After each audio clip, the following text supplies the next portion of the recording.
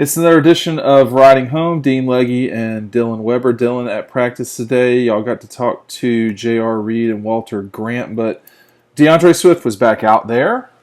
Not really a surprise. No, I mean, y'all said y'all saw him walking around the facility after that day that he missed.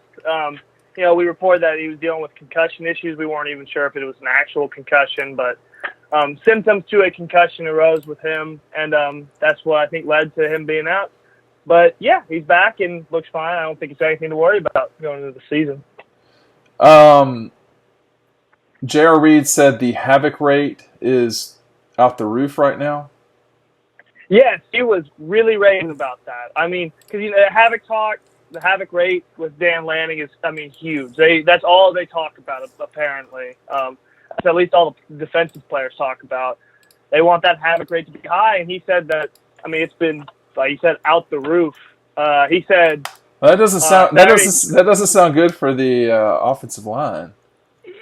Not at all. It doesn't sound good just for the offense in general. He was saying that it was a high rate of interceptions as well. That was, I think, that's what he said it was the most of was interceptions, and he couldn't give a specific number, but he said it was more than he had seen in the past 2 years at about this time. So you can look at it one way saying, hey, wow, that's really great for the defense. They got a great havoc rate. Or you can look at it and say, wow, the offense is turning the ball over a lot. Yeah, you don't want that if you can help it. School has started at Georgia. The Dawgs are, let's see, what are they, 16 days away from the opener in Nashville.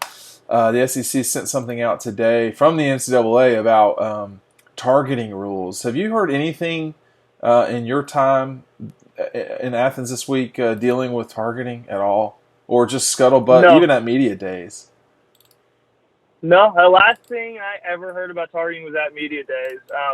I don't think it's that big of a concern. I think it's, I think the players just know if they hit right, then they're going to be fine. That, just can't leave with the crowd. And, easier said than done, but. How about the, JR obviously is a smart guy, transferred in, very passionate, can, I don't know how else to describe him, but certainly a very smart kid. But he's one of the guys back there who is going to be depended on for, I guess you could say leadership is probably one way to put it. But he's got to make plays too. Go ahead. Experience for sure. Certainly. He's not. Yeah, leadership. I don't know. He doesn't seem like the hoorah kind of guy that gets you riled up in the locker room. But he's the kind of guy that, when you make a mistake, he can tell you, hey, this is what you did wrong. This is how you can fix it. He's been there. This is his third year starting at Georgia. His, fourth year playing college football. He's seen a lot, and he can help those younger guys a lot. And, there are a lot of younger guys under him, guys who just don't have as much experience. Someone was talking about on Dog Post earlier today, and it's a question that's brought up every now and then, but like Nate McBride playing this season at Georgia, they were talking about Nate, but any linebacker at Georgia is going to have a real hard time, a middle linebacker, well, really any linebacker, is going to have a really hard time fighting their way onto the starting lineup. How is someone like Nate, who's really never in a big way done a lot for Georgia, how is he going to suddenly become a guy that Georgia depends on? Or is it just so crowded that someone like Nate is going to be a special teams guy? It's just going to be really hard for him.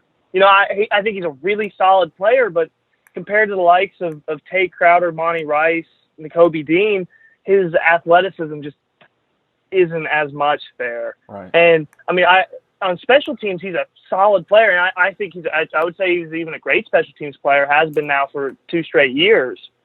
But I wouldn't say so great because I can't remember the first thing that he's done on special teams. And I'm not trying to run him down. I don't remember necessarily what he's done. I remember specifically his freshman year in that 2017, 2018. I remember him being pretty good, especially on kickoffs, on just coverage there. And, I guess he didn't really make any, humongous plays, but I thought he was always very solid and very dependable there. And I think that's the kind of player he is. But like you said, at Georgia now, for all linebackers, and really just for any position, if we're being quite honest, it's really hard to just break through. I mean, you have to be extraordinarily special to break through and get in that starting lineup. I'm just looking at the linebackers right here. There's 14 of them on scholarship. Now, I could be slightly wrong about some of these, so people don't kill me. But Tay Crowder at inside linebacker. Or no. Well, actually, Tay Crowder might be the only senior linebacker on the team. But you've got guys like Walter Grant, who's an outside guy. Monty Rice and Tay Crowder are inside guys. McBride is an inside guy. I was about to call him Arthur Anderson, but Adam Anderson from Rome, an outside guy. Robert Beal, Channing Tindall, who we've talked about quite a bit. I was about to say B.J. Ojolari, but Azeez Ojolari. And you've got the new guys, too, with Smith, Johnson, David. Johnson. Yeah, N'Kobe Dean, and a kid we went to go see, Tresman Marshall. So they've got plenty of guys. And for any of them, I mean, why don't people ask that about Channing Tindall? About why he's not playing? Yeah, I mean, Channing has been there like 1 year less or fewer, whatever it is, than Nate. Because for Nate right now, I feel like it's kind of hitting the point where it's like, you know, is he going to play or is he not? Because very rare, I think, do you find a guy who will just come in, you know, not play much all 3 years and then senior year just suddenly play. So well, I'll say this: did you think Tay Crowder was going to come in and play a lot last year? Yeah. I not as much as he did. Right. I mean, it was a situation where, you know, Tay Crowder has been developed for sure. I mean, I'm not saying he's a world beater, but he's a guy who's been developed over time. And can you do that with Nate McBride? What I would say is it's going to be tough because if guys like N'Kobe have already passed him, you know, I don't know how you get around that. I mean, you know, the talent level has just increased so much since Nate McBride came in. I mean, the recruiting classes have gotten way better. So, you know, while it gets thinner up top, right below him, the competition keeps piling up and piling up. Yeah. Yeah, it does. And I mean, I don't know. I mean, I think people are very interested in Nate for, in some cases, obvious reasons. But at the same time, you know, there's no one feels bad for anybody on this roster. If you really believe in competition, they're not going to do anything other than play the best players that are out there. And you look at this. I mean, I have the chart in front of me. They've got 83 guys on scholarship this second, and there's a lot of what I call 2-dot players on here. And, you know, Nate was a 1-dot player. Tay Crowder was a no-dot player. He was not even a top 300 kid. So, and neither was J.R. Reed, neither was Tyreek McGee, neither was Michael Barnett. I mean, they had plenty of guys. Neither was Brian Herrion. They've had plenty of guys who are contributors to starters on this team who are not top 300 players. There's plenty of them. I would say more than a handful. But they're not in the majority. And the majority of the playmakers on this team are 2-dot players. All you have to do is look at the offensive line and see. The only guy who's not a top 300 player on that line was Solomon Kinley, and the whole world just missed on him. And he's now, I think he was the coach's second-team All-SEC. Yes. Today. So, I mean, he's been developed. But, I mean, Trey Hill, Jamari, Ben Cleveland, obviously Andrew Thomas was a top 100 player, top 50 player, top 20 player.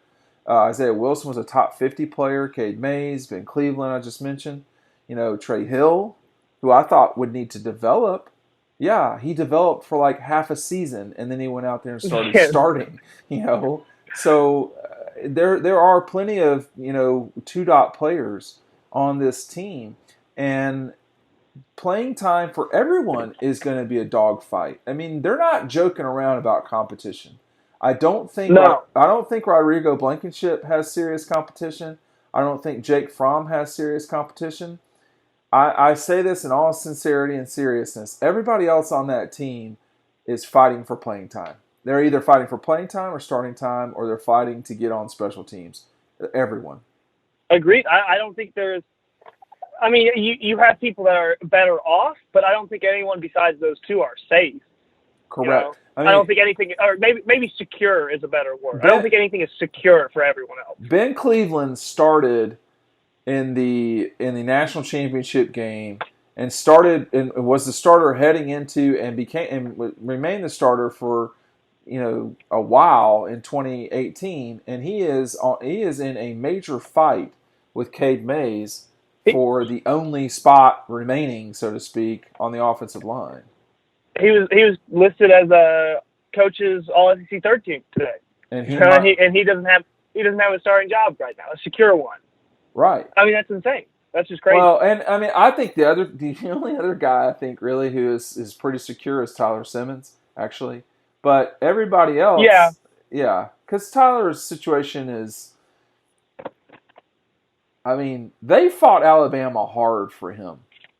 And I don't think that the coaching staff necessarily anticipated that he would play as many downs and be in on as many consequential plays as he has been for Georgia when they were recruiting him against Alabama, and they basically took him out from underneath Alabama on signing day in 2017. They didn't think he was that. But as it turns out, and maybe he's not that, but as it turns out, he's played a ton of plays at Georgia. A lot of plays that really mattered too. And needless to say, it was pretty clear he was not offside on that one play, which was a consequential one that was called back. But every other time they're out there, man, Tyler Simmons is out there a lot. So I'd say he is one of the three guys that maybe is, I don't know about protected, but in good shape. I would say secure. Yes. I think it's the best word for it. I mean, I would think his job is secure. But receiver-wise, I don't, other than that. And maybe DeAndre Swift as well. But, I mean, yes, again, but DeAndre, as I think you're about to say, DeAndre is fighting for snaps too. Yeah, exactly. I mean, no one's snaps are secure besides Jake and besides Rodrigo. And I guess Jake Camarda, because he kind of just de facto. Jake Camarda, we only get Kirby so much. But Jake Camarda is a guy that needs to perform. And last we saw, he hurt them. And so I'm curious to see what this month. You want to see consistency from him because we know he can blast it, but you want to make sure that everything is firing on all cylinders. Didn't have that in that Texas consistency game. And just touch. I mean, he's got to have touch on those balls. That's something that I think that helps Georgia so much with Cam Nizick in that 2017 season. I mean, I think people kind of glance over that. He was so crucial to that special teams unit. And, I mean, he just had touch. He could pin it within the, the 10-yard line pretty regularly. At least within the 20. It is not easy to go 90 yards. A lot of my friends, particularly one in particular who was a linebacker at Georgia in the late 90s, would just say, hey, look, it's hard to go 80 yards. It's hard to do that. It's not easy to do it. And, but you need consistency. And, one of those touchdowns from Texas came from a poor play from him. And you just can't have that. You can't have it. But freshman season, we'll see. Georgia's not going to be in the position in the future where I don't get the impression that they're going to be I don't get the impression that they're going to be in this situation in the future where they're really worried about who's going to be their specialists, who their specialists are going to be, I should say. But no, they have recruited efficiently. I hear that you are nearly home. We really rattled off a bunch of stuff today. Sorry about that. Yeah, we hit a lot of points. No. No, it was good, but I mean, you're getting to the part of the camp where it's hard to know for sure who's going to start. I mean, what the sort of storylines are. School started. Saturday's Yeah. important, though. Saturday's important. There's no practice tomorrow, Friday. And if you're listening to this, probably today. There's no practice on Friday. And then they have a scrim. Excuse me. Well, why don't you take over this part and explain the schedule? Because I'm screwing it up. So, yeah, nothing tomorrow, and then scrimmage or Saturday. Georgia practices, but we can't see it, and there's no. Yeah. And then that scrimmage is kind of the last call, wouldn't you say? Yeah, I mean, it's going to be a big one. I mean, just because of the news that came out about how poorly the offense did. So, I mean, it's just going to be kind of curious to see how it goes. All right, Dean Legge, Dylan Webber. We will see y'all soon. Go to dawgpost.com, DAWGPOST.com. Thanks to everyone for signing up. And those of you who are signing up to Dawg Post from YouTube. How about that? All right, we'll see you next time.